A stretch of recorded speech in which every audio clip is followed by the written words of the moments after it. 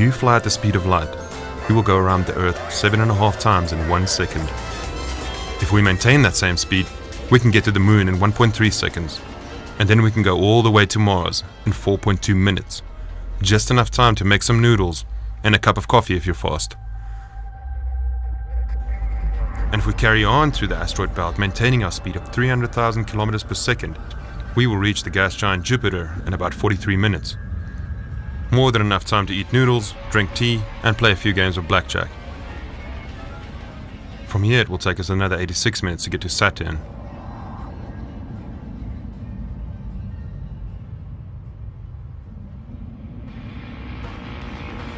To fly from Earth to the end of the solar system past Pluto will take 4.5 hours at the speed of light.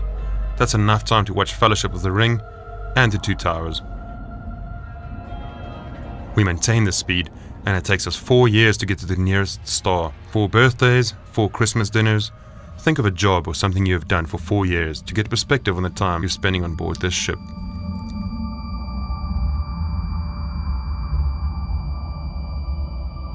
If we want to fly from one end of the galaxy to another end of the galaxy, that would take 100,000 years. And that means if people on this spaceship grows to the age of 100, our flight will take 1,000 generations of people getting born and growing old on board this spaceship before we reach our destination.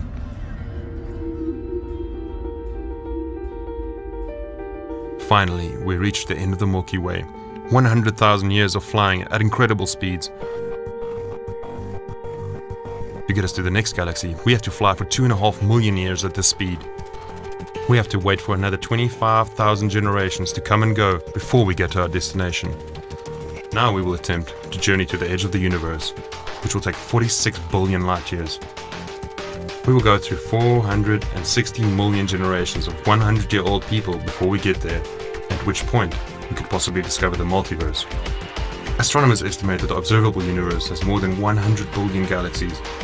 Our own Milky Way is home to around 300 billion stars. There are more stars in the universe than grains of sand on all the beaches in the world. And 75% of the stars in our galaxy have planets around them, and many are in the habitable zone.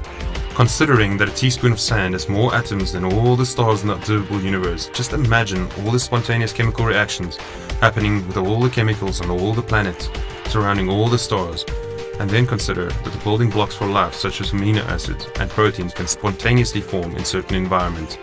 Then one has to consider the possibility that life on other planets is mathematically inevitable.